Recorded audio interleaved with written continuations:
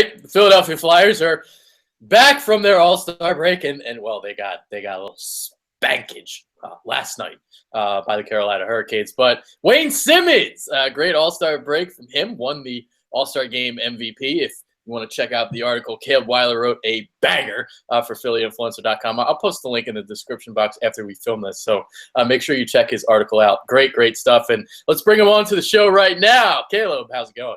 Hey, good, Adrian. Everything's going well. You know, you said the Flyers came back after the All-Star game, but I'm still trying to find them after that game last night. It was a tough one to watch. Yeah, it seems like whenever they get back from the All-Star break, it kind of takes them a little while for them to get their, sea legs under them. Yeah, well, you know, the Flyers, they were on a 3-game winning streak, and the Hurricanes were on a 5-game losing streak, and naturally the Flyers, that's the game that they're not going to show up to. So, you know, we're kind of used to it at this point. Yeah, just an awful performance last night. We'll see if things can turn around. But the focus that we want to, the focus of our attention today, Wayne Simmonds, lone representative for the Flyers on the All-Star team. He goes and he winds up winning the All-Star Game MVP. So 3 goals in the game, including the game winner. What did you think of his performance over the weekend? Oh, it was excellent. It was great to see a Flyers player among, superstars like Crosby and Ovechkin and Tavares all on the same team as him actually be the one to shine on his team. It was really good to see him do that. Like you said, he scored 3 goals. He got the game winner off a beautiful feed from Taylor Hall, which would have been awesome to hear if it was in orange and black. Unfortunately, the Devils got him in the trade, but no love lost there. But it was really good to see him. He's taken on a whole new role this year with the Flyers, and it's obviously shown and accumulated into that All-Star MVP performance that he had over the weekend. Yeah. And, he participated in a lot of the Saturday Skills event challenges as well. I saw him in the fastest skater. What else was he in? He was in the 4-line challenge, and you said what else? The one-timer in the relay. Yeah, the one-timer in the relay. Yeah, which he was on the goal line for and hit it on his first try, which not a lot of the other players did. So that was awesome. And then the fastest skater one, he lost, unfortunately, but his speed has been pretty adamant in the games he's played with the Flyers. So it was no surprise that he got the nod in that one. Then the 4-line challenge was cool too because he actually got one of the pucks in, I believe, from the blue line or the red line, wherever he was shooting from. He got it in one of the goals, which not a lot of other people did. So that was cool to see. He performed well in that, and then obviously carried that over into the game on Sunday.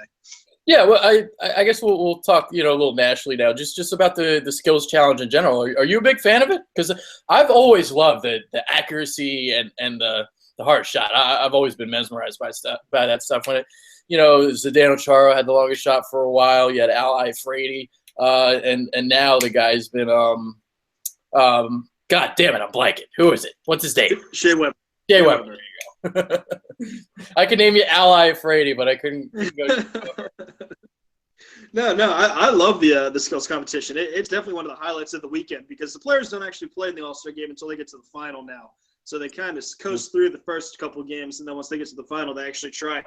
But the skills competition is definitely the best part of the weekend. Like I said, the accuracy and the hardest shot.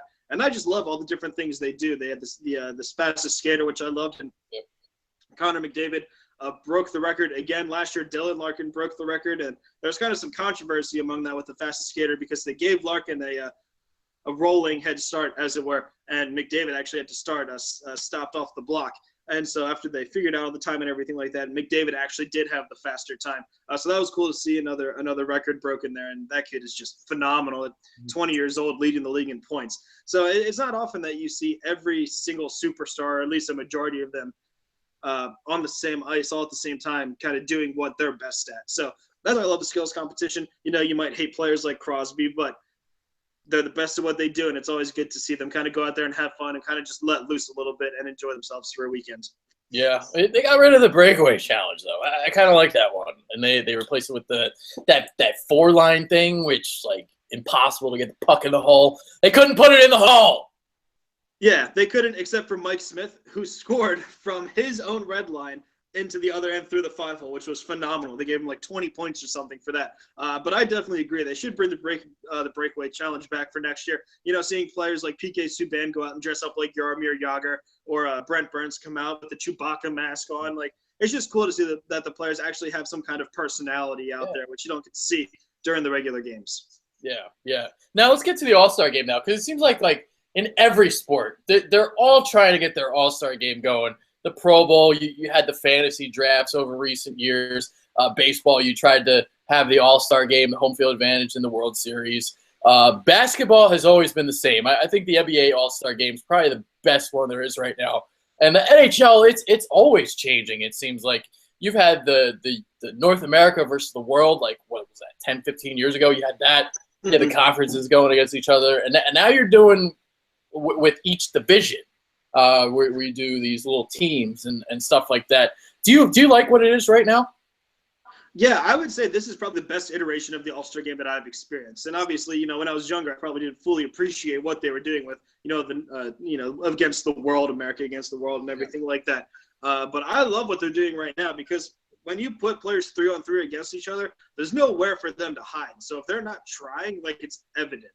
And so in previous All-Star games when the goals are like, 20-18 or 25-22, like, you don't see that as much. Yeah, they scored 10 goals in the first game and everything like that.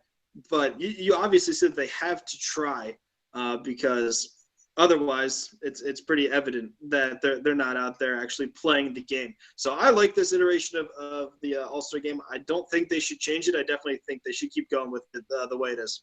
Yeah, I kind of like it too. And, you look at recent years past, it seems like, they made the change because the goals, there's always goals scored in the All-Star game, but it reached another level of just awfulness. Just like nobody was skating.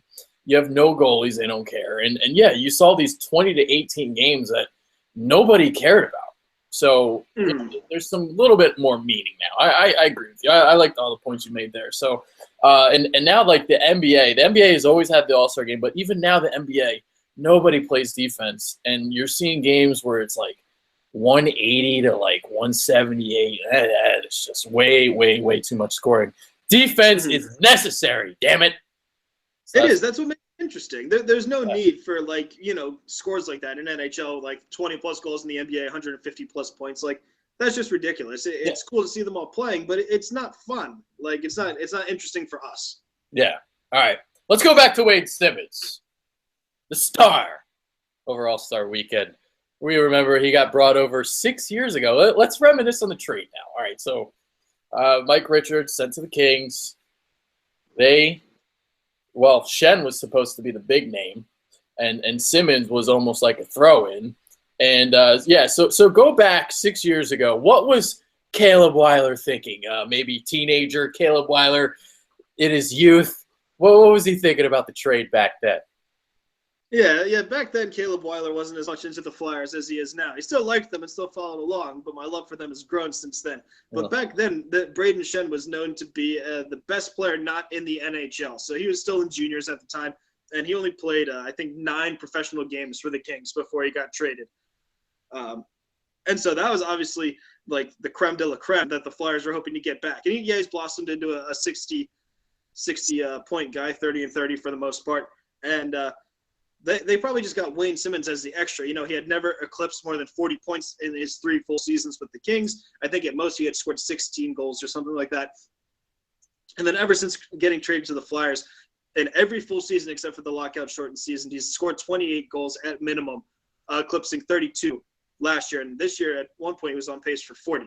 And so, getting Braden Shen back was great, and having Wayne Simmonds as the extra was awesome too. And yet hurt to trade away your captain, Mike Richards, at the time. But we kind of see how he deteriorated now. Yeah. 6 years down the road, he's not even in the NHL anymore. So, in retrospect, out of all the awful moves that Paul Holmgren had made as general manager, this actually ended up turning out to be one of the better ones, trading away Mike Richards and Jeff Carter. It kind of brought a whole culture shift into a different way for the Flyers. And Wayne Simmonds blossomed into something that nobody ever thought he would. He's a grinder over there for the Kings, never really getting a chance to start. Now he's one of the best power play, power forwards in the league. So definitely happy with the return the Flyers got back on that trade, even though it didn't seem as evident 6 years ago. Yeah, and you just referenced his type of grinding type of personality. What is his legacy so far in Philadelphia? He's been here for 6 years. What do you think of when you think of Wayne Simmonds? For me, when I think of Wayne Simmonds, you think of leadership. I know he's not the captain on the team, but he is an alternate captain. And you always see him jabbing with the refs and talking to the refs and everything like that. And then not only on the ice, but off the ice as well. You know, he's a huge proponent for the Ed Snyder Youth Foundation for hockey in the local area. He's big in the community for charities and everything like that. So it's not like he's just a leader on the ice. He's on the ice. He's a leader off the ice too, which is good to see in your players. And you want to see players who are ingratiating themselves into the community that they're playing in. And Wayne Simmonds, you know, you hate to bring up Broad Street bullies, but he does a little bit of everything. You know, you don't want to be cliche about it, but he hits hard and he scores a lot of goals. And he's just a great all-around player. And this year he's kind of rounded out his game a little bit with some penalty kill time and his speed. You can tell that's something he obviously worked on during the offseason is, you know, bringing up his speed while he was in the All-Star game for that. And so, yeah. Yeah, well, I kind of cut you off there, sorry. But, yeah, basically to kind of lament on what you were just saying, you know, we just talked about the legacy, and now you just talked about improvements he made over the offseason with the speed and all that. Yeah, so is that really what put him over the top as an All-Star this year? What is really the deciding component, you think? What took him to the next level? Yeah, I mean, in years prior to this one, you know, he was a great power play forward. He scored a lot of goals, but he didn't see any penalty kill time. He wasn't a great two-way forward. His defense wasn't up to par as it could have been. And, you know, Dave Haxall probably put it up to him to say, hey, if you want more ice time, you gotta go out there and you gotta kill some penalties. You gotta get a little bit faster. You gotta play a little bit more defense. And he's almost upped his time on ice average 2 minutes from last year to this year. So he's getting a lot more ice time. And I think the whole thing with the speed and just being a better all-around two-way forward is what pushed Wayne Simmonds into the All-Star category. Okay. All right. Any final thoughts you got? I know you got to make this a quick show. You got to get out.